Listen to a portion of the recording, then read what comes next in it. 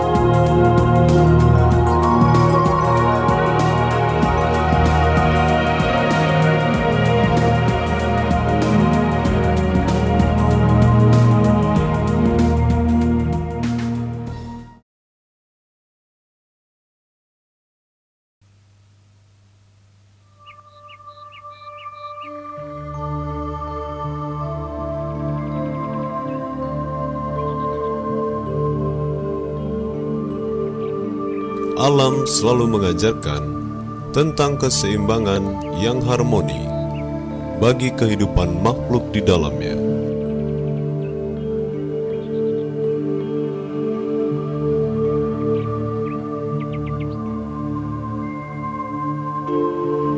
Begitu juga Taku yang memiliki jurus-jurus yang sempurna yang dapat menggambarkan keseimbangan antara jiwa dan raga, serta memberikan nilai-nilai keperkasaan, rendah hati, serta keluhuran budi yang tinggi, yang dikenal dalam Taku dengan slogan Tri Ceni Bela Diri yang diciptakan oleh Suhu Saronisa di sebuah kota kecil tempat kelahirannya yang bernama Tebing Tinggi di Sumatera Utara pada tahun 1963.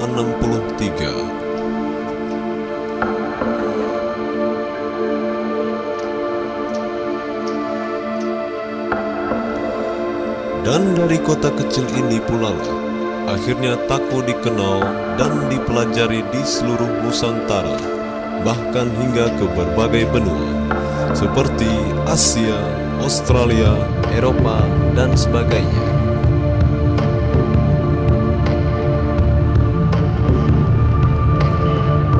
Suhu Saronisa pada masa mudanya gemar berlatih bela diri, di di bawah bimbingan Masta Ondu Tokugawa yang mengajarkan seni bela diri Okinawate atau karate kuno. Kemudian Su Saron Isa juga memperdalam seni bela dirinya dengan belajar silat dari Raden Mas Dirjo Atmojo di Surabaya. Dari kedua aliran seni bela diri yang dipelajari inilah, kemudian Su Saron Isa menciptakan jurus-jurus baru dengan menggabungkan jurus-jurus dari dua aliran tersebut, yang akhirnya tercipta suatu aliran seni bela diri yang kemudian dikenal dengan nama Tako Seni Bela Diri. Dalam usia 20 tahun yang masih terbilang relatif sangat muda, Diri Tako diberi tanggung jawab untuk melestarikan ilmu beliau untuk dikembangkan ke dunia luar, kalau bisa menjadi salah satu perbendaharaan bela diri yang ada di permukaan bumi ini. kemudian masih di tahun 1963, Su Saron Isa memulai langkah awal untuk mengajarkan ilmu seni bela diri yang diciptakannya itu di kota kelahirannya, Tebing Tinggi. Dan dari sini pula lah kemudian akhirnya seni bela diri Tako dikenal dan dipelajari oleh banyak kalangan, baik kalangan sipil, militer, pelajar, maupun kalangan profesional, dan lain sebagainya. Di Tako ini paling menarik adalah filosofinya. Perkasa, rendah hati, luhur budi. Dari filosofi ini kita bisa belajar banyak, bagaimana kita belajar teknik supaya kita perkasa dan selalu sehat, dan bagaimana kita harus belajar rendah hati. Luhur budi itu mengajarkan kita supaya kita bisa menolong orang lain dan menghormati orang lain. Itu yang sangat menarik dalam Tako.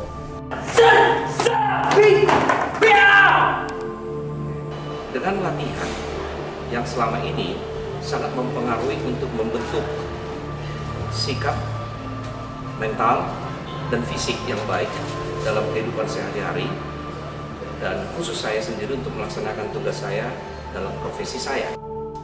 Dalam perjalanannya, pada tahun 1974,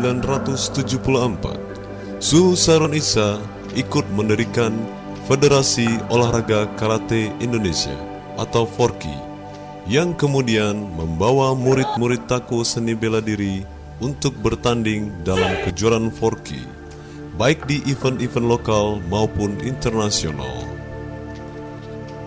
Dan hasil yang diperoleh sungguh luar biasa.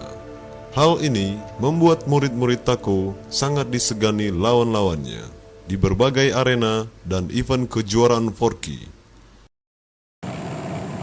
Tako salah satu bela diri tangan kosong yang bergerak menurut kemauan alam, yang alami maksudnya begitu. Keseimbangan antara yang datang dengan mundur, antara yang datang ke samping menghindar, itulah keseimbangan. Harmonis itu kan di situ dia. Dan harmonisnya itu dalam gerakannya itu dia. Menurut maunya gerakan itu sendirilah. Dan itu juga momen. Kapan itu harus dibuat seperti itu. Kita berbicara itu momen. Kapan waktunya, kapan serangan datang, kapan itu harus dibuat.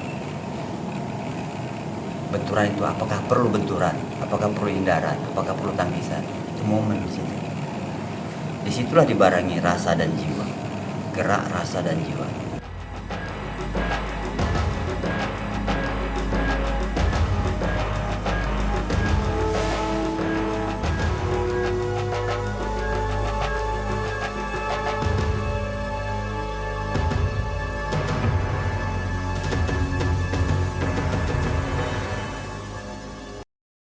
Dan keseimbangan itu menuju kepada pengendalian diri.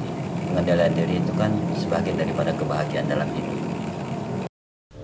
Kenyataan ini memaksa Su Saron Isa untuk mengirimkan murid-murid Tako ke luar negeri guna mempelajari aturan-aturan dan sistem pertandingan di dalam FORKI, seperti mengirimkan 3 orang murid senior Tako untuk belajar di Singapura selama 3 bulan di bawah bimbingan Master Ishikawa dari aliran karate Shito.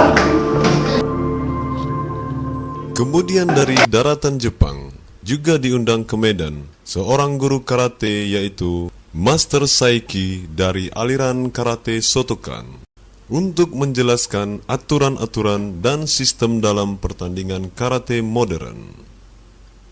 Seni bela diri Taku di dalam perjalanannya di tahun 1972 makin melekatkan dirinya ke olahraga karate dengan bergabungnya Master David Pitoy dan 4 Shotokan yang kemudian banyak memberikan masukan serta penjelasan mengenai khasana karate modern.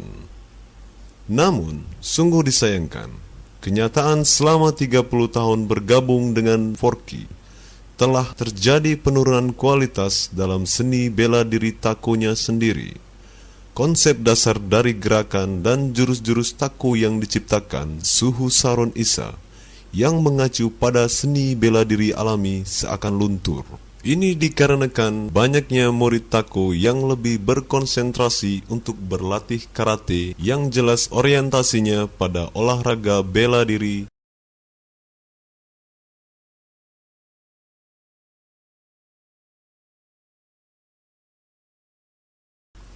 Aturan dan konsep dalam karate yang selalu berubah-ubah membuat konsentrasi latihan dalam karate modern juga kerap berubah dan membingungkan.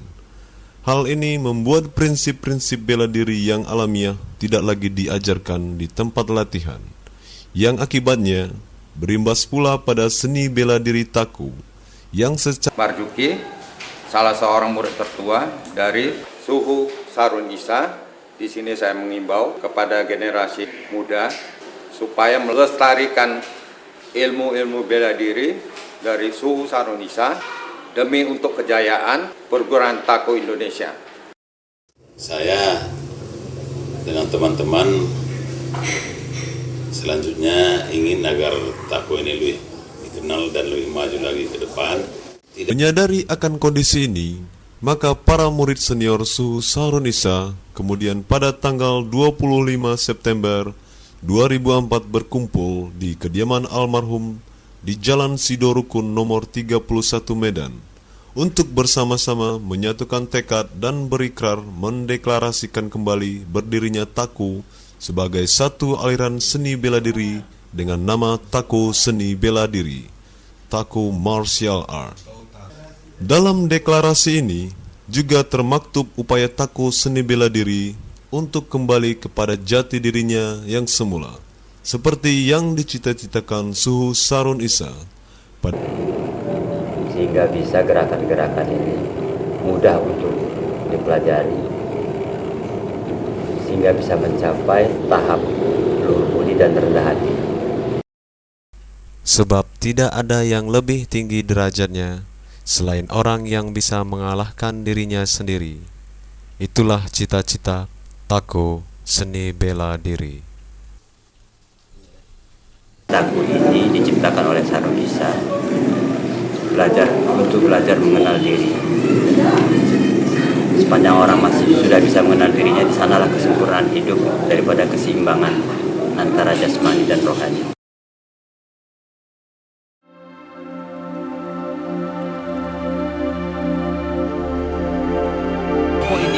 Dilambangkan sebagai pendekar yang duduk di atas daun teratai dengan dilatar belakangi oleh kuntum bunga teratai.